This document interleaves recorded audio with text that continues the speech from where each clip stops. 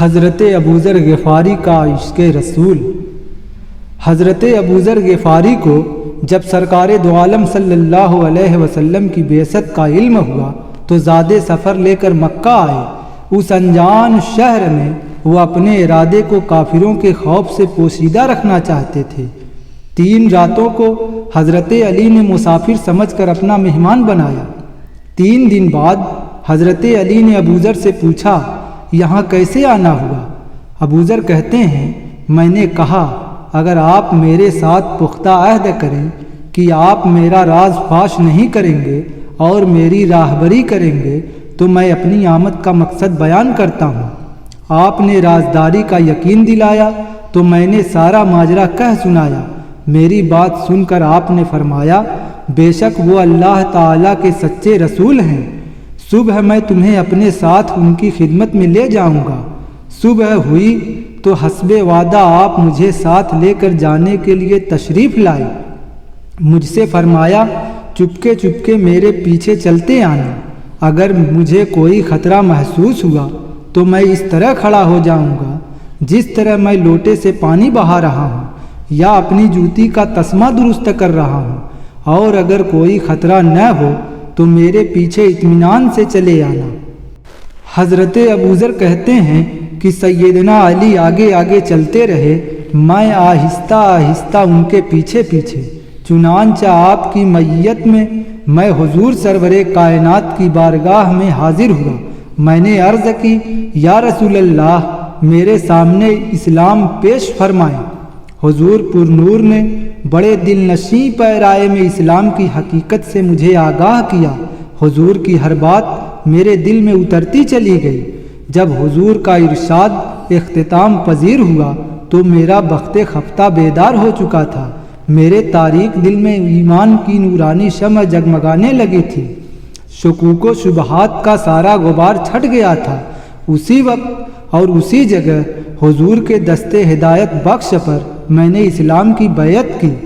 حضرت ابو بکر بھی خدمت اقدس میں حاضر تھے۔ انہوں نے درخواست کی کہ حضور اپنے جانثار غلاموں سمیت آج رات قلبہ حزی میں رونق افروز ہوں اور ماحضر تناول فرمائیں۔ حضور نے اپنے عاشق صادق کی اس درخواست کو قبول فرمایا۔ رات کا کھانا سرور کائنات حضرت ابوذر اور دیگر احباب نے کاشانِ صدیقی میں تناول فرمایا۔ ابوذر کہتے ہیں کہ میں زندگی میں پہلی مرتبہ طائف کے زبیب یعنی خشک میوہ کھانے سے لطف اندوز ہوا۔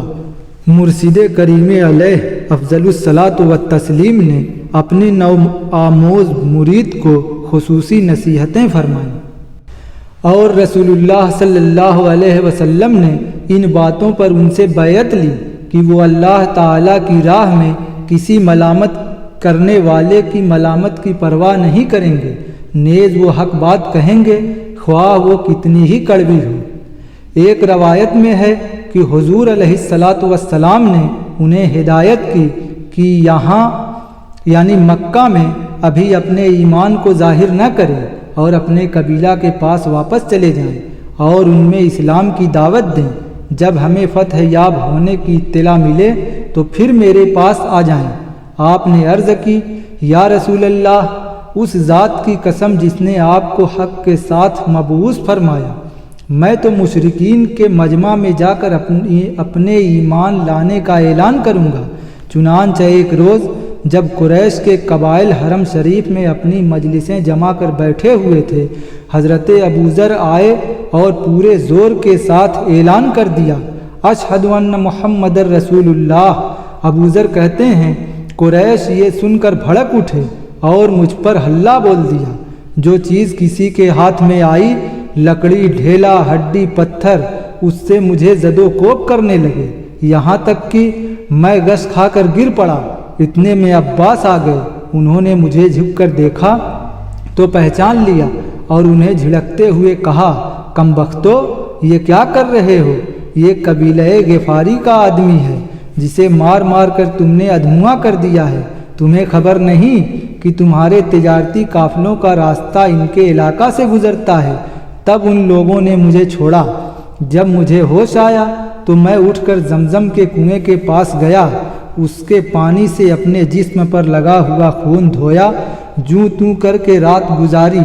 صبح ہوئی تو جنون عشق نے پھر مجبور کیا کہ کفار کے بھرے مجمع میں اپنے محبوب کی رسالت کا پھر اعلان کروں، اس کے جرم عشق میں پیٹا جاؤں اور میرے انگ انگ سے خون کی ندیاں رواں ہوں۔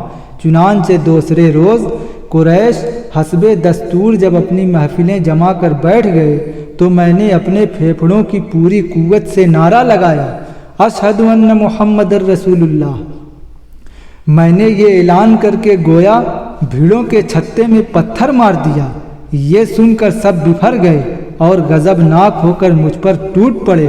مکوں، گھوسوں، سوٹیوں اور پتھروں سے میری خوب مرمت کی، جگہ جگہ سے خون بہنے لگا۔ گش کھا کر پھر گر پڑا۔ حضرت عباس پھر میرے لیے نجات کا فرشتہ بن کر آ پہنچے۔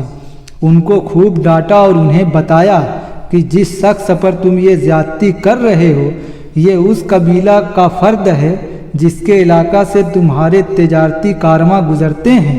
اس طرح مجھے ان سے چھٹکارا ملا۔